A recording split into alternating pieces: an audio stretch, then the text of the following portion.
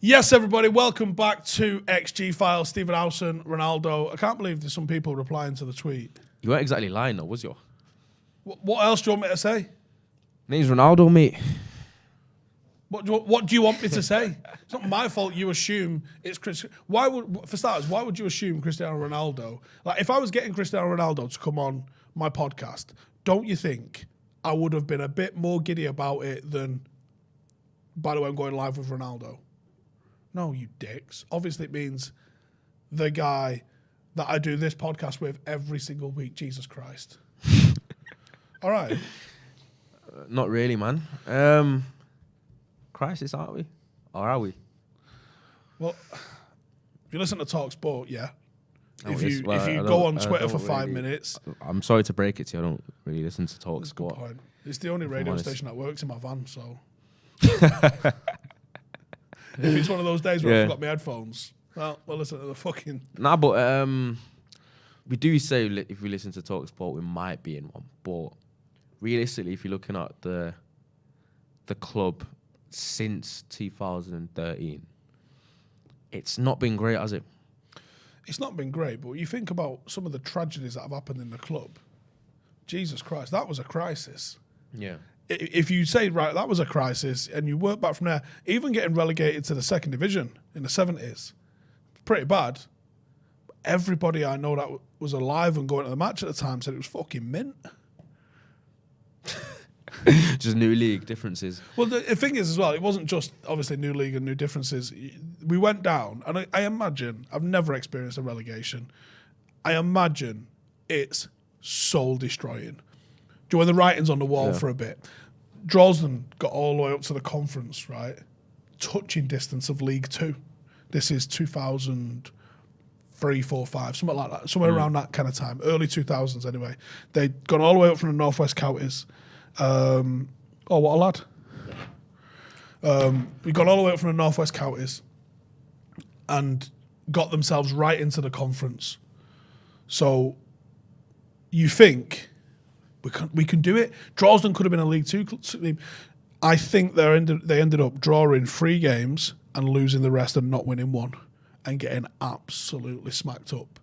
Like, I imagine by Christmas you'd probably know you got like 1 point on the board. You're like, yeah, we're not staying up, are we? And I imagine it gets soul destroying from then onwards. Like, proper just destroys you from then onwards as you start to come back down again. But I've never experienced it as a United fan. The worst we've had is what we've come 7th. In the grand scheme of things, yes, our expectations are higher. Yes, you want to see us progressing. You want to see us winning trophies. In the grand scheme of things, you can't win every week. And do you know, if you did win every week, it'd take the gloss off when you do win. Now, I do know what you mean. There's that little added spark to responding to adversity and it. Kind of ups and downs. It's all part of fandom anyway. Like it's not always meant to. First league title we won in 1993. I'd been going since 1990. So to me, it felt quite natural. But there was older people that are really old now, because that was 30 years ago nearly. There's older people that wouldn't have seen us win a trophy, won a title at least, for 26 years when we won it in 93. I started going in 1990. We were FA Cup champions of the world when I started going. I missed that whole run. Started going 90, 91. That's why I've got a big thing for the Cup Winners' Cup, because that's the first trophy I saw us win. So to me, that was the best thing ever, because look at this that we've won. But it was quite new to me to see this, because look at us winning stuff. I also went to Wembley that season and watched us lose a cup final. We lost to Sheffield Wednesday in the League Cup. And then the following season, I spent too much money on Joe Club Call. Yeah. And my dad wouldn't let me go to Wembley instead, because I ran up 80 quid bill on Club Call. So he sold my ticket and he went on his own. But then the following season from that, we win the league. Yeah. So to me, we've won things. This isn't like, of course, I go to the football and we're pretty good and we win things. Yeah. So I didn't know at the time what not winning was like. That took a lot longer to sort of go through. The first, I mean, obviously, I remember 95 when we missed out on the league. Cantona was suspended. We needed a goal against West Ham last day of the season, didn't get it. We win then. Cantona comes back. You won't win anything with kids. Which win a double, mate. Don't worry about it. Then we win again in 97. and then we lose Cantona, and we lose Roy Keane, and we lose out to Arsenal's double winning team. That was the best Arsenal team, by the way, that 98 team, double winning team. Petit and Vieira. Fuck the Invincibles. They were shit compared to them. That was the best one. Oh, the serial drawers. And then obviously we have 99, 2000, 2001. We start winning things. So it was only really the first sort of even glimpse I ever got of us not winning stuff was when that Chelsea machine turned up with Roman's money and Jose Mourinho, 2004, 2005, 2006. That was the first glimpse of, oh shit, like... And since then, they've been the most successful team in England. Last 20 years they have been, yeah. Yeah. Then obviously you have... You know, we're still in the mix. We're still winning Champions Leagues. We're still doing this. Then Fergie bounces, and the last 8-9 years, it'd have been shit. But it cements why you follow a certain club. If you only follow us for the trophies, then just fucking pick a new team at the start of every year. It's not what it's about, is it? No, it's not at all. But it's about the journey. It is the journey. When we talk about our next league title. Yeah, it's true, but it's going to feel... I know what you mean. I see what you mean there. Because we've had that long wait, it's the next title that we do win is going to feel incredible. One, right? 2011 one. There was like 27 people turned up for the parade. Then we won the 19th title. Because you're so used to it. Yeah. Almost didn't give a fuck. So many parades didn't go to. Just like, all right, won the league, cool. Now what? Like, of course we did. You didn't really give a fuck about the parades. Mm. The only time I ever went to the museum and got my photo took with the trophy was when we won the Champions League in 2008. I think we did it in 99 as well, but I don't have that photograph anymore. And that was my dad's decision probably as well. But I went on my own back, 2008, when we won the double, and I took Jaden. Jaden was 2 at the time. Took Jaden, went and got some photographs of these. Bosh, there we go. But I've never felt compelled, like, after we won the title in 2007, I don't give a fuck. Or when we won it in 2009 or 2011. It wasn't like, let's go see the trophy in the museum or some shit like that, or let's go and have a photograph took of it. Nothing like that. It was run-of-the-mill shit. It was good, but it was expected. So you take it back now. You start to see, it's obviously not 26 years like it was when we won in 1993, but the next title win is going to be fucking unreal. And you have to go through these times.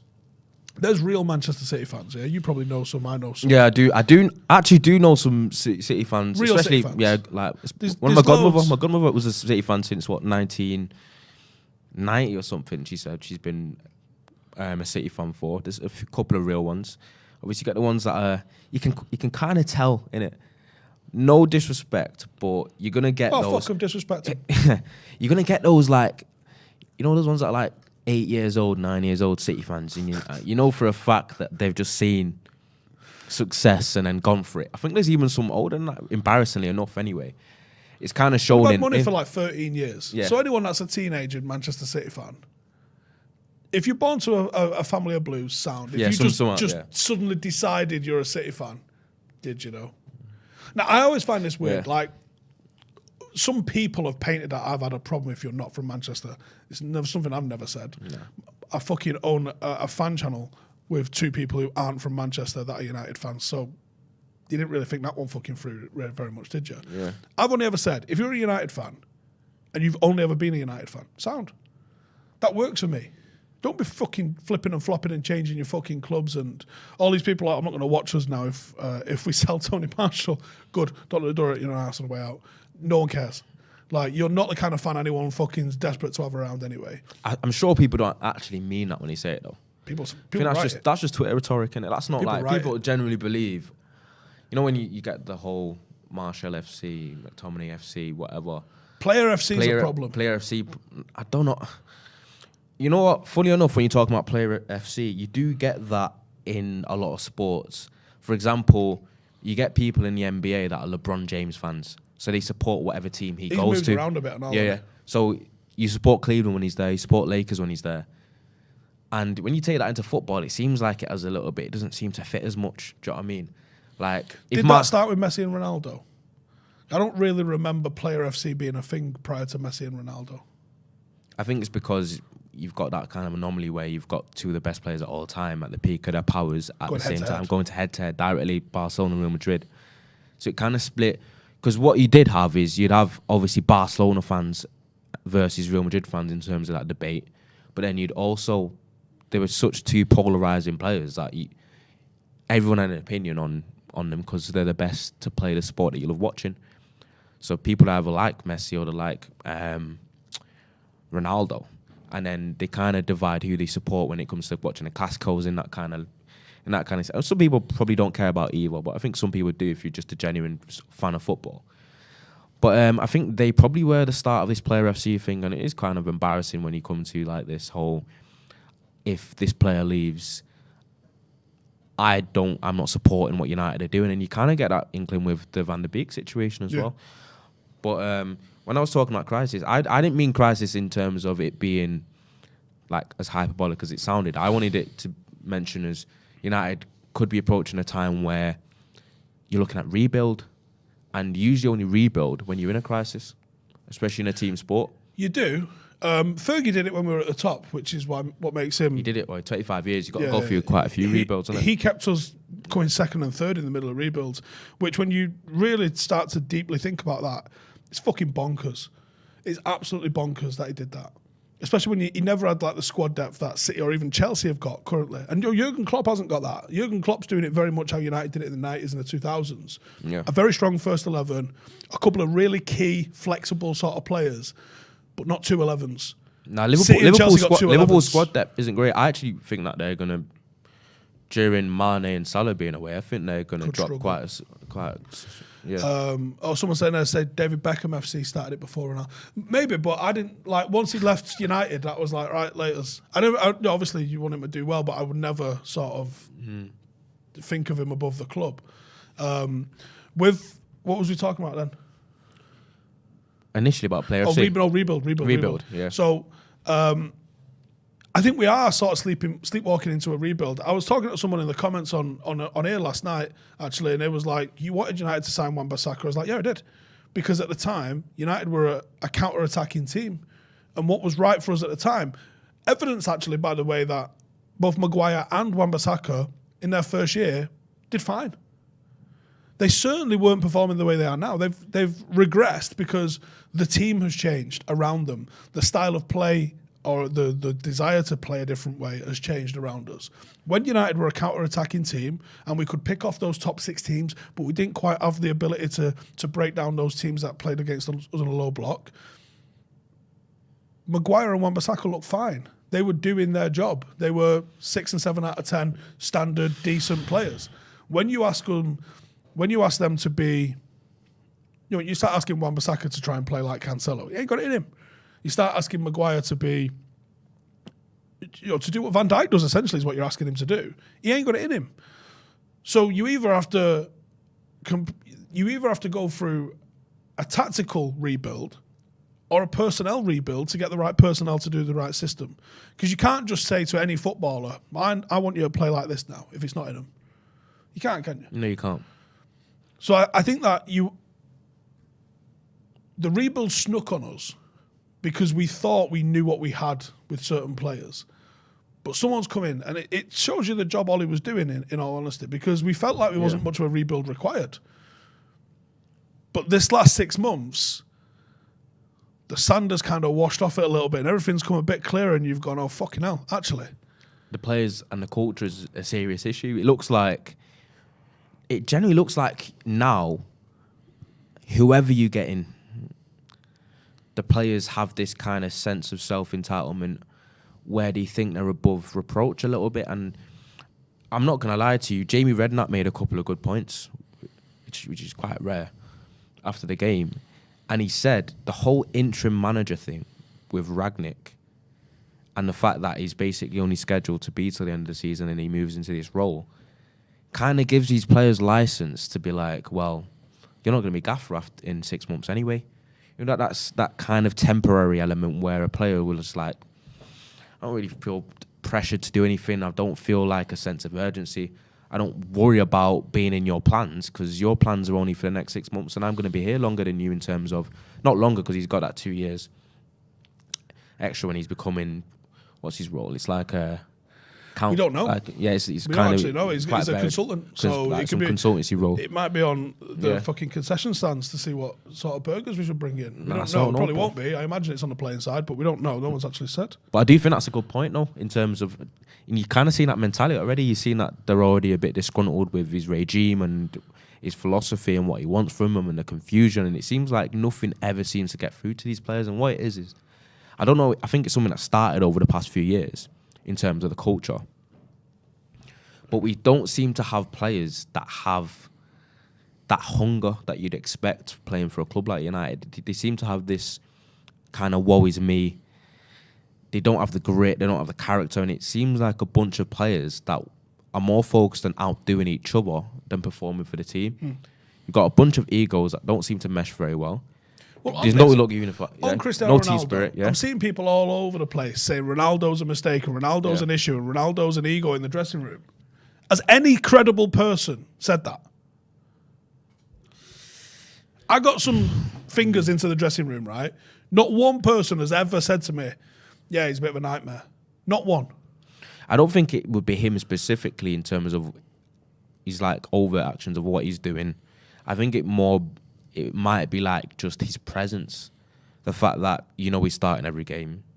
It's kind of, I don't know, it's just, the issue with our attack that's happened recently, it just seems like there's a bit of a massive disconnect between Cavani, Ronaldo, Rashford, Sancho, Greenwood. There doesn't seem to be any inkling of kind of unity between them, and there's no team spirit. And I think that's half what we're losing out of in the past few weeks is we're playing teams that look like a team, whereas we don't look like a team. We just generally look like a bunch of individuals that are out there doing their own thing. And then, do you know what epitomised that whole game yesterday and what I'm talking about? Is that situation where Cavani shot from outside the box when Greenwood was open just for a slide-through ball where he'd been on goal. And I'm backing Greenwood to score that. And it was just, and I'm thinking, and that little microcosm there, that suggests to me, that summed it up. It was like, there's something not quite right with the way the players are working together, how they view each other. And and the body language as well, we spoke about it. Body language is terrible. Instead of like grabbing the game by the scruff of the neck and actually trying to make something happen, all I ever see is they lose the ball or they miss a chance and their heads are down and they feel sorry for themselves. And last time I checked, it was Manchester United, right? Yeah. So that leak that came out yesterday, and all these players that are saying, "Oh, do you know what? Don't fancy it." Why? Because you've been asked to work. What? You tell me the issue. Are you not happy with playing time? Guess what, fuckers? This is how it works. And I'd say this to my own team. I don't pick the team. You lot pick the team. Yeah. Because if you're fucking undeniable, and I'll say this to anyone that's saying Donny van de Beek deserves a chance, right? If Donny van de Beek wants a chance, if I've got a player in training who's undeniable, I'm fucking picking him. 3 managers wouldn't have come through this place and gone, I'm going to play with McTominay and Fred. Every bit of evidence suggests that these two struggle progressing the ball up the pitch. And you've got a kid that we think progresses the ball up the pitch. Well, either the other side of what he does, the out of possession side of the game that he's got, he's so bad that people can't even fathom where it'd be at with him. Because there's 2 gaffers now that are not playing him. 3 if you include Carrick. Do you know what it is? When we're talking about this whole player FC thing and we're talking about this whole like people attaching themselves to that above the team kind of thing, it's a bit of like, it's like that underdog psychosis, isn't it? It's like people love the kind of the who they not like oppress, but like someone that looks like they need, that they're not given a fair crack at a whip, and then they kind of latch onto that because it's like that kind of relatability thing you're looking at. I don't know what it is. It's like a player that's not deserving, but you feel like they're likeable, so you want them to do well. But then, rather than actually thinking about the legitimate, are they good enough kind of thing? What are they going to bring to the team? Or what are they going to actually bring to the team? Because I look at Donny van de Beek and the attributes I've seen from him, I go, yeah, he can move the ball, he can receive the ball, he passes and he moves, which is something that this fucking team infuriates me with its absolute lack of doing. But defensively, I don't think he's got the natural awareness, and I don't think he's got that instinct, and I don't think he's got the legs to be able to cover in behind fullbacks that are going up high. And it's not just Donny van der Beek.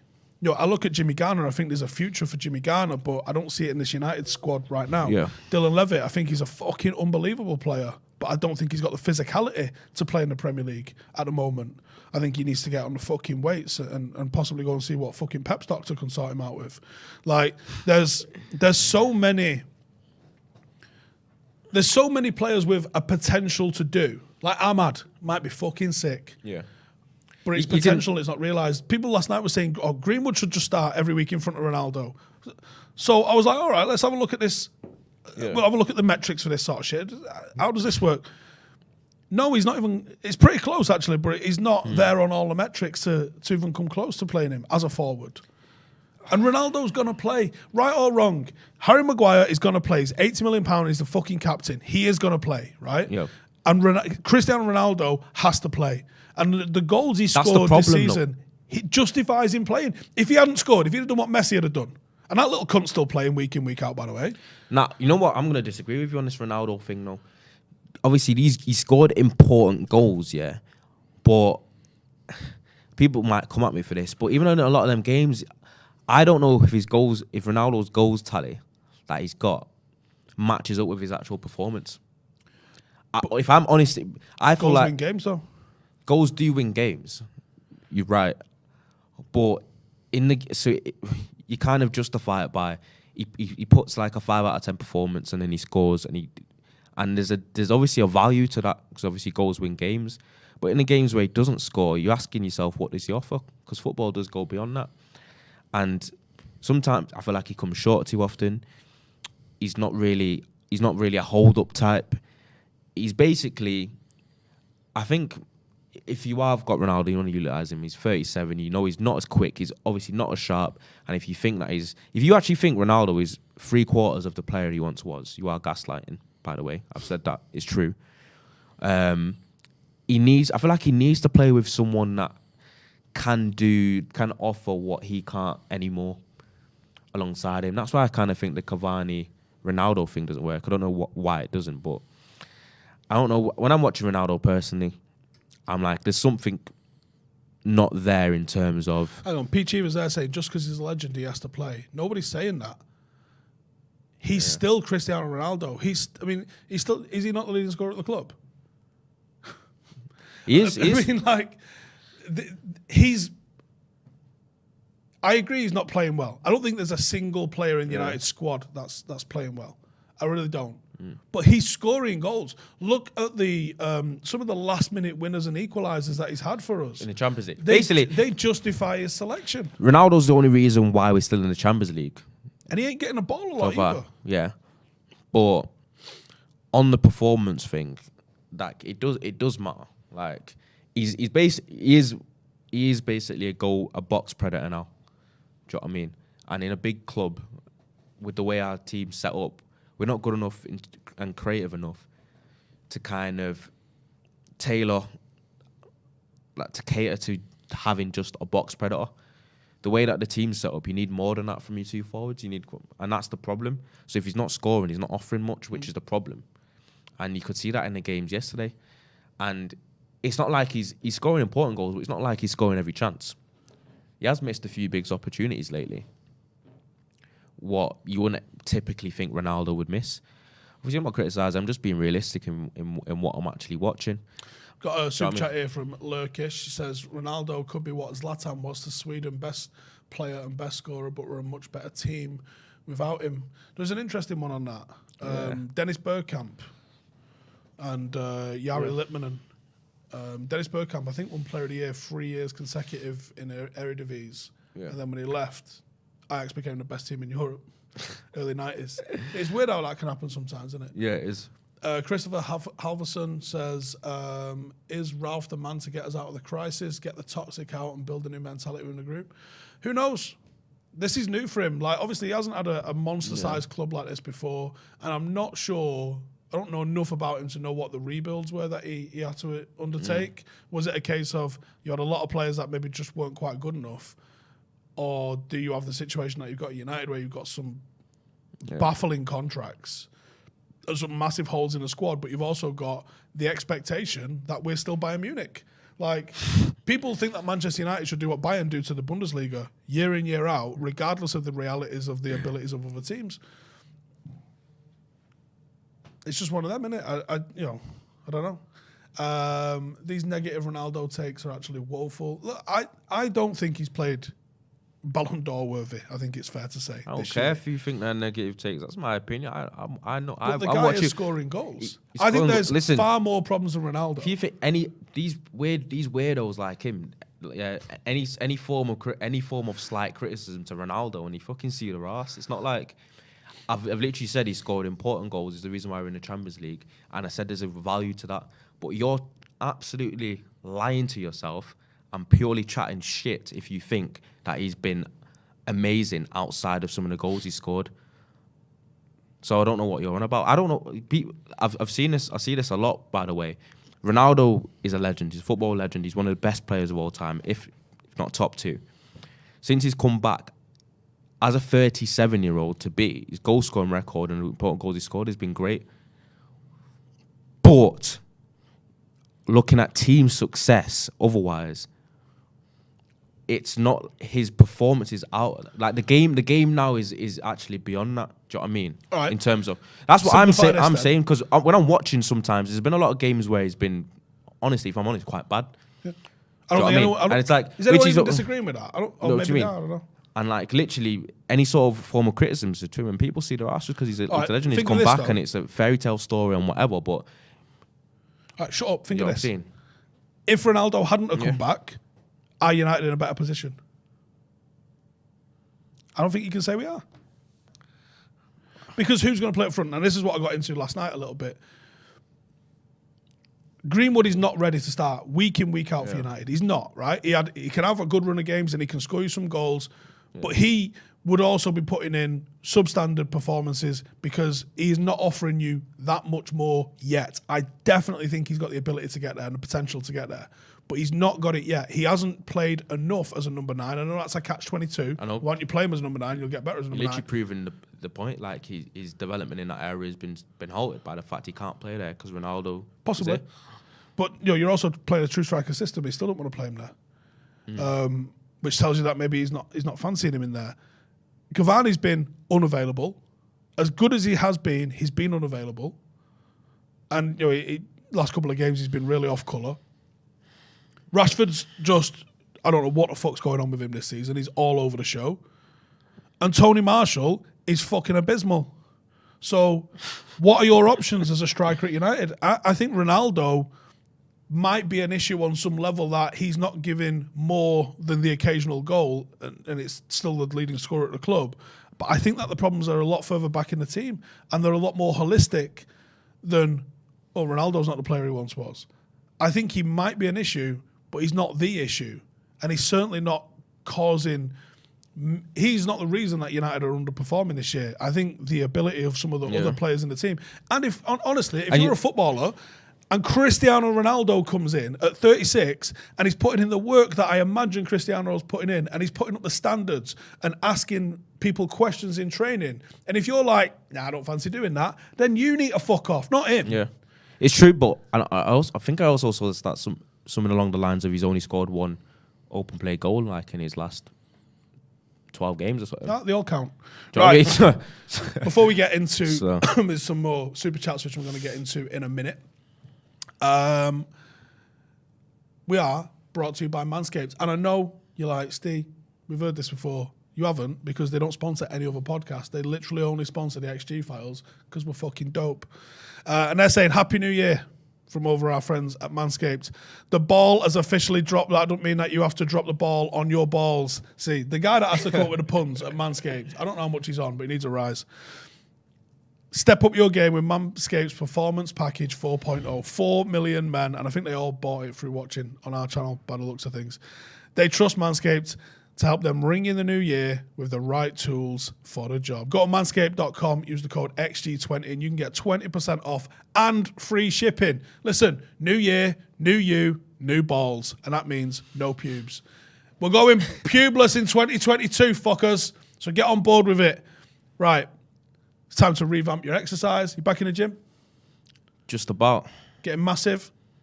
You have to ramp up my your membership- exercise. my membership gone. You got to box off your diet, and you got to sort out your pubes as well.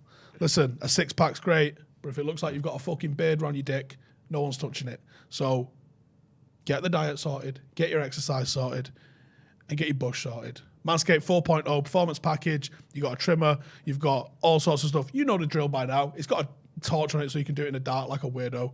You get 20% off and free shipping. XG20. The link is in the description. Your balls will thank you. New year, new you, new spuds. Get it done. I absolutely love Manscaped. They're great, isn't it? Great product as well. Right, so we've got a super chat there from David Alderson. He says, Ronaldo triggered the press at Wolves. Midfield were not fast enough to close down. Ronaldo's not the issue. Rangnick is not a 6-month impact manager. Wrong choice. Do you know what? There might be something in that.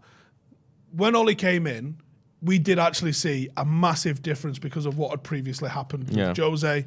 And you saw a lift, and it might have made sense to keep him for 6 months. But there were other factors at play for what needed to happen.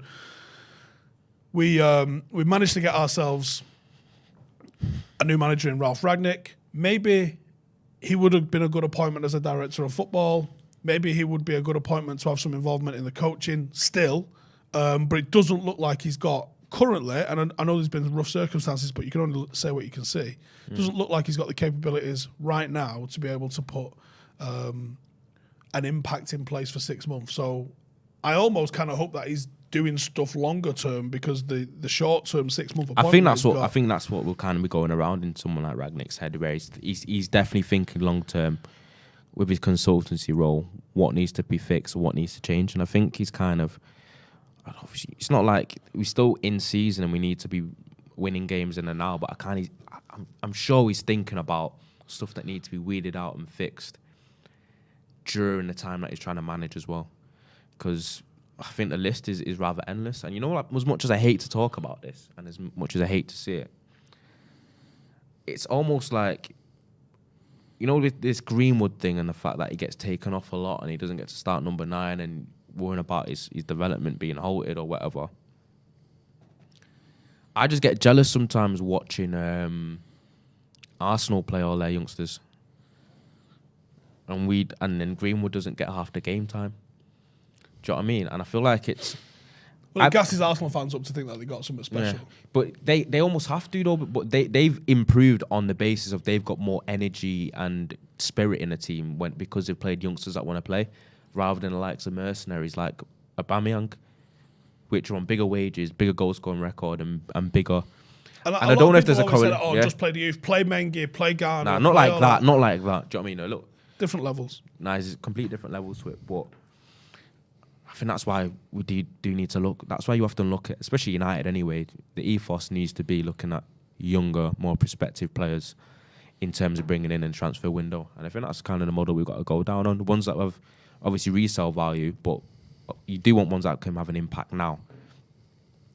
But I think there's something in that. And then obviously with this whole 6 month thing and Rangnick, and is he more of a long-term guy that tries to build rather than someone that makes a 6 month impact? Someone that is making an impact, which has us worried about top 4, is your favourite gaffer. Oh, fuck off. Do you know what I mean? Your favourite gaffer for Spurs, he seems to be doing all right.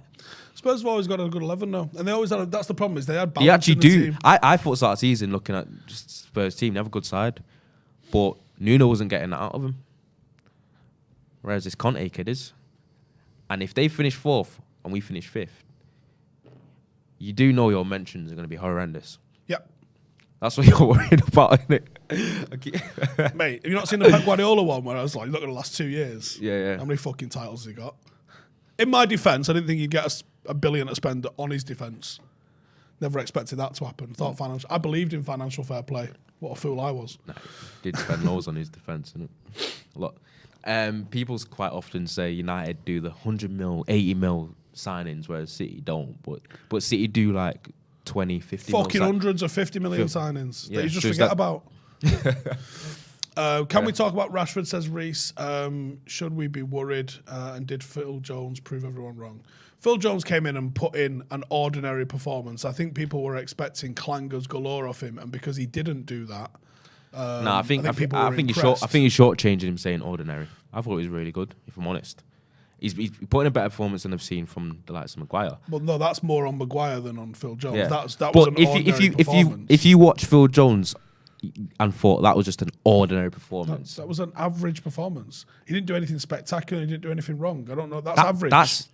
That's kind of what you want from your centre half. If your centre halves have to do stuff spectacular, then you're kind of worried. I think you've shortchanged him a little bit. I thought it was actually really good. I know you. Best two teams in the league play without a traditional 9. Nothing against Ronaldo, just the facts. Yeah, but just because that's how they do it, doesn't mean that's how everyone else needs to do it.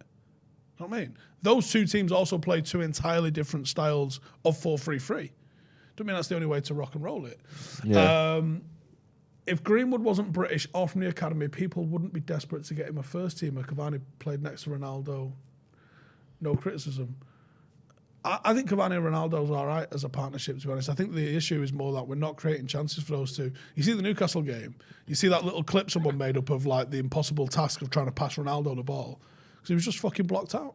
Yeah. Ronaldo needs a partner at 36, and that means we lose in midfield and control. Not necessarily. Like Ralph's come in and decided he wants to play 4-2-2, rightly or wrongly. That's what he's decided he wants to do. I did a video a few weeks back, didn't I, where I was like, there's not one formation that makes sense for this squad of players. Someone gets left out no matter how you cook it. No, that's the nightmare. Will's scrolling through the comments like a madman here. Yeah. Is it naive of United to get Ralph Rangnick given track record of building a team over time? We need impact, not someone implementing a 2-year plan. Maybe. But again, who was the man? Who was the impact guy? Don't you dare say Conte. Conte. Hang on. All right, but again, is it going to be a 6-month impact and then 3 years of chaos again? Personally, if I'm honest, I didn't want Conte. Do you know what I mean? But I'm just saying he's doing a good job at Spurs. But I felt like he didn't seem like a perfect fit for what is already a dressing room in turmoil. I felt like you're putting in mad with mad kind of thing, there. I think Conte at United would be a disaster waiting to happen. You'd have probably a period of success, but I feel like it won't have much longevity to it. But it's just going to be annoying if now we're looking at Spurs shoving us out of top 4 with him when they were looking like a completely different team under Nuno. Which means, I think this is more of an indictment on Nuno because they do have a decent side. He's even got Dele Alli playing well again. Dele Alli's always had something about him, though, in terms of ability. Not for about 2 years, though. Yeah, he's been off form. He's definitely been off form. He's lost his mind. It's also Jose Mourinho can come in and just decide he's not having you, and then that's fucking game over, innit? That happens. Do you know what, though, with Jose Mourinho? When you look, after a few years, when you look at players that he ends up doing, I'm not having him, he often gets proven right, I mean, if he'd have moved on Shaw, Pogba and Martial, at the time, and maybe even with hindsight, you go, United aren't better moving those 3 on. Yeah. And the fact that none of them, apart from Shaw's had a good 6 months in the middle of all that, apart from that, none of them have really lit the world on fire. He might be proven right in terms of that. He was like, I'm not having a character in these, let's get rid of him. But you don't know if he'd have brought in anything better. That's the problem. You assume he would have done, but not necessarily. Because if it had been Danny fucking Rose, who he actually wanted. Oh my days. Do you know what I mean? You know what's weird though about so you can be right and wrong at the same time, can't you? It's weird that though with the Danny Rose one. He fucking really wanted him as well. Really wanted him. And it's weird though because at one point Danny Rose was one of the best left backs in the league, and now he looks like he shouldn't even be playing in League Two. Zico says, "Look at Conte's CV for what?" He has got a great CV. We already argued about this. You have acknowledged he had a good CV. You just don't really think he's a match. That's it. Sometimes it's a different personality thing. I think he's an excellent Chelsea manager. I look at him and I think he's a Chelsea manager. He looks like one. But he was a Chelsea manager. Yeah, and that makes sense to me. Like Jose was never a United manager. Yeah. Some people just fit places and some people just don't. But yeah. Anyway, we're going to wrap it up there. I think we might be doing another video later today. We are doing. So make sure to subscribe if you've not already. Come check it out. If you've not, you're making your debut on the Rundown later. I am. Well, the in-studio Rundown. That's going to be on Saturday. I'm there to win as well. I've seen some of the questions. I don't think you're going to win. This is the problem. I knew Janine would be doing weird ass questions that I can't do. I thought she should have Well, done like general knowledge and that. Nah, I've got general knowledge, but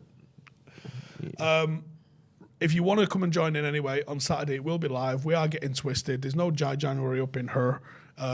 Check out the Patreon group. The link for that is in the description, and it'll be live broadcast only to Patreon, and it doesn't get posted anywhere else afterwards because it's carnage. But if you want to come and join in, want to support the channel for the price of a pint, you can come and get in the mixer, and also go check out Manscaped. It's a new year. It's time to have fresh balls in it. So make sure to come and check out Manscaped, and I'll see you lot in the next one. Laters.